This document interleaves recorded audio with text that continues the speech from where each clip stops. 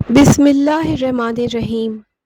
مانگو تو صحیح، پوچھو تو صحیح۔ کیا آپ نے کبھی سوچا کہ آپ اس دنیا میں کیوں آئے ہیں؟ کیا پڑھ لکھ کر بہت سارا نام کمانے، پیسہ کمانے، جائیداد بنانے، لوگوں کی واہ واہ سننے، یا اس سے بڑھ کر آپ کی زندگی کا کوئی مقصد ہے؟ جب آپ زندگی ہنستی کھیلتی گزار رہے ہوتے ہیں، جب زندگی میں کوئی دشواری نہیں ہوتی ہے اور سب کچھ اچھا چل رہا ہوتا ہے، آپ کو اس وقت ضرورت نہیں پڑتی یہ سوال پوچھنے کی۔ لیکن جب دشواری کا سامنا ہوتا ہے، مشکلات سامنے کھڑی ہوتی ہیں، آپ گھبرا جاتے ہیں، اپنے رب کی طرف رجوع کرتے ہیں اور آپ اپنی زندگی کا مقصد جاننے کی کوشش کرتے ہیں۔ کیا آپ نے کبھی سوچا کہ یہ مشکلات کیوں آتی ہیں؟ یہ ہمیں جگانے کے لیے آتی ہیں کہ ہم جاگیں اور یہ سوال پوچھیں کہ ہم اس دنیا میں کیوں موجود ہیں۔ ظاہر سی بات ہے، جس خدا نے ہمیں بھیجا کسی مقصد کے لیے بھیجا، کیونکہ وہ خدا بغیر کسی مقصد کے کوئی کام نہیں کرتا۔ کیا ہم نے کبھی اپنے رب سے سوال پوچھا کہ اے رب، ہم اس دنیا میں کیوں آئے ہیں؟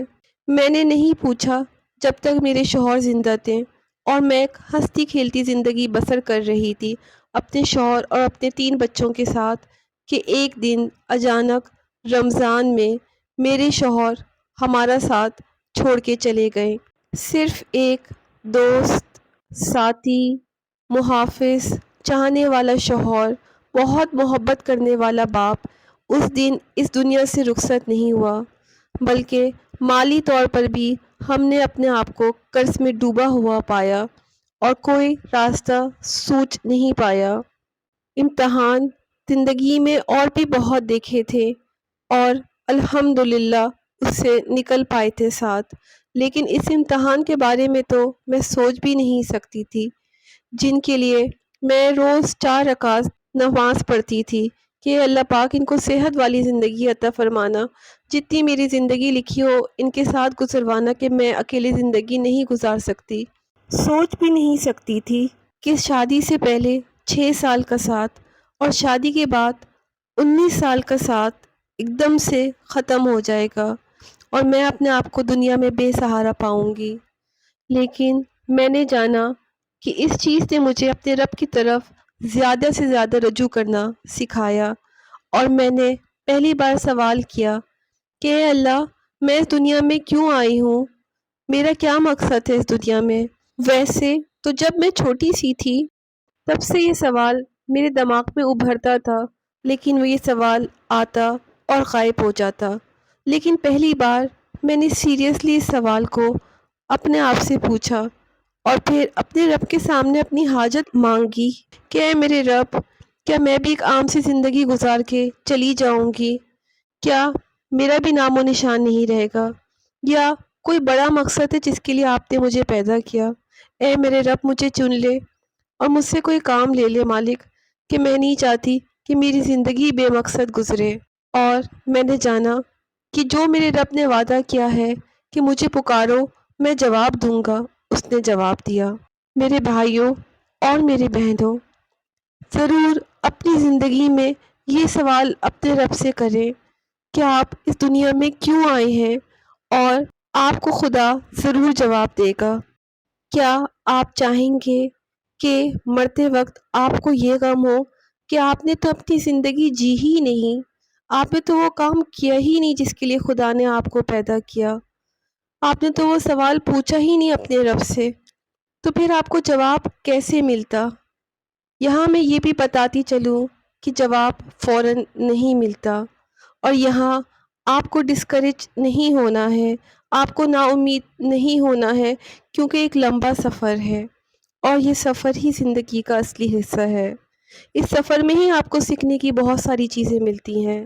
منزل تو دور ہے، لیکن یہ سفر ہی اصلی مقصد ہے زندگی کا۔ یہ سفر ہی آپ کو وہ بنائے گا جس کے لیے آپ پیدا ہوئے ہیں۔ تو امید نہیں ہارنی ہے۔ جب خدا سے یہ سوال کرنا ہے تو جواب خدا کے حوالے کر دینا ہے کہ وہ کس طرح یہ جواب آپ کو دیتا ہے اور کس ٹائم پہ دیتا ہے۔ وقت مقرر ہے، لیکن وہ وقت صرف اور صرف خدا جانتا ہے، نہ آپ جانتے ہیں نہ میں جانتی ہوں۔ کبھی یہ وقت مہینوں میں بھی آ سکتا ہے اور کبھی سالوں میں بھی، یہ ہمارے رب کی مرضی۔ یہاں یہ بات یاد رکھیے کہ جتنا بڑا انعام ہے، جتنا بڑا آپ کا مقصد ہے، اتنا ہی زیادہ انتظار ہے، اتنا ہی بڑا امتحان ہے۔ 8 سال نہایت مشکل کے تھے، لیکن خدا کے ساتھ نہیں پتہ چلے، اور مجھے 4 سال لگے اپنا مقصد جاننے کے لیے۔ مقصد پانے کے لیے تو اللہ ہی بہتر جانتا ہے کہ کتنا وقت درکار ہے، لیکن میں ہمت نہیں ہاروں گی۔ جو خواب اس نے مجھے دکھلایا رات کے اندھیرے میں اور سرگوشی میں، کہ یہ تمہارا مقصد ہے زندگی کا، کہ میں تمہارے ساتھ ہوں اور تم سے بڑے کام کرواؤں گا، مجھے حیرت ہوئی کہ مجھ جیسی عام انسان کیسے یہ کام کر سکتی ہے۔ ہر طرح کے خیالات میرے دماغ میں آئیں کہ یہ تو ممکن ہی نہیں، تم کیوں اپنا ٹائم ضائع کر رہی ہو؟ کسی کو بتانا بھی نہیں کہ خیا خواب تمہیں تمہارے رب نے دکھایا، وہ تو ہنسیں گے تمہارے اوپر۔